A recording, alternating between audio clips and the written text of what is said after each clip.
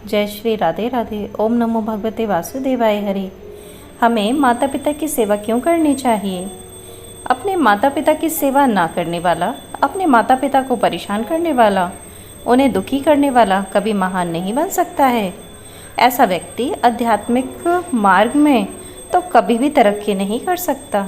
श्रीमद्भागवतम के अनुसार गौकर्ण जब काफ़ी लंबी तपस्या के बाद घर आए तो उन्होंने देखा कि उनका घर तो सुनसान पड़ा है, एकदम वीरानी छाई हुई है।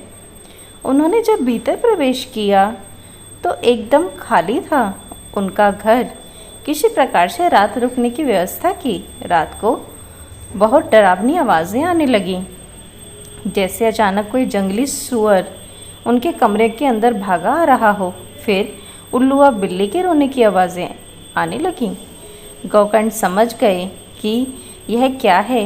वे कड़कड़ती आवाज़ में बोले, कौन हो तुम? क्या बात है? गौकर्ण की कड़कड़ती आवाज़ सुनकर अचानक रोने की आवाज़ आने लगी। दिख कुछ नहीं रहा था, बस आवाज़ आ रही थी। फिर वो आवाज़ बोली, भाई मैं धुंधकारी हूँ, मैं आपका भाई धुंधकारी, मैं बहुत कष्ट में हूँ, मैं बहुत परेशान हूँ। मुझे भूख लगती है, मैं कुछ खा नहीं सकता हूँ। प्यास लगती है तो भी मैं पी नहीं सकता हूँ। हालांकि मेरा शरीर नहीं है, किंतु मुझे ऐसा ही लगता रहता है जैसे मैं जल रहा हूँ। हवा के थपेड़ों में मैं कभी इधर उधर होता हूँ, कभी इधर उधर। मैं एक स्थान पर टिक भी नहीं पाता हूँ। मेरे भाई, मैं बहुत कष्ट में हूँ, मैं एक प्रेत बन गया हूँ। गौकर्ण जी कहते हैं, धुंधकारी तुम प्रेत कैसे हो सकते हो? तुम्हारा तो गया तीर्थ में पिंडदान किया है मैंने।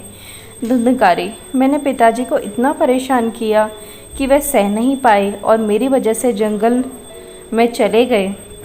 उनके जाने के बाद मैं शराब के लिए, मीट इत्यादि खाने के लिए माँ से पैसे लेता था। माँ जब मना करती थी तो मैं माँ को मारता था। माँ मेरे अत्याचारों से, मेरे खराब व्यवहार से इतना दुखी हुई कि उसने कुएं में छलांग लगाकर आत्महत्या कर ली। भैया, जिसने अपने माता पिता को इतना कष्ट दिया हो, उसका पिंड दान से कल्याण कैसे हो सकता है? भैया, आप कुछ और उपाय सोचें, धुंधकारी का कैसे भला हो सकता है।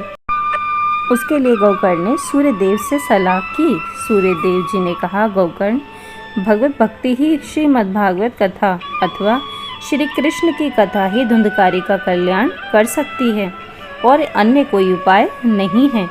इसके उपरांत श्री गौकर्ण जी ने गांव के सभी लोगों को इकट्ठा कर श्रीमद्भागवत कथा का आयोजन किया। भगवान श्री कृष्ण की महिमा कीर्तन का आयोजन किया। वहीं पर एक बांस गाड़ दिया ताकि उसमें धुंधकारी रह सके। हवा के थपेड़ों की वजह से वो हरिकथा से वंचित ना हो, इस तरह से श्री कृष्ण महिमा श्रवण करके श्रीमद्भागवत की कथा सुनकर धुंधकारी का कल्याण हुआ। अन्यथा उसने तो जीवन में इतने पाप किए थे कि उनसे मुक्त होना उसके लिए असंभव था।